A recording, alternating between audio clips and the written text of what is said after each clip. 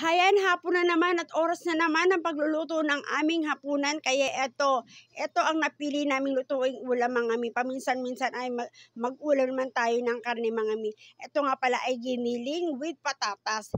Unless na tomato sauce, ay toyo po ang nilagay namin pampanimpla dito. Napakasimple lang po yan. Igisa lamang po yan sa bawang sibuyas, paminta, laurel, giniling at saka syempre yung patatas. Siyempre mga mami, tinuturuan ko nga pala yung anak kong magluto. Para kahit wala po ako, ay marunong silang magluto ng kanilang kakainin. Easy to cook nga lang pala yan mga mami. Pag nagisa na po ang lahat at hinintay nyo na po na lumambot ang ating giniling at patatas, ay pwede na natin siyang hanguin. Sa pagtatapos pala ng video na to, makikita niyo po ang aking anak na nagluluto ng aming hapunan. Ito nga pala ay ang aking anak nagluluto ng hapunan namin for today's video. Thank you for watching sa panonood ng aking ulam serye for today's video. Ayan, salamat po at hanggang dito na lang. Happy eating po sa inyong lahat. Ingat po, bye!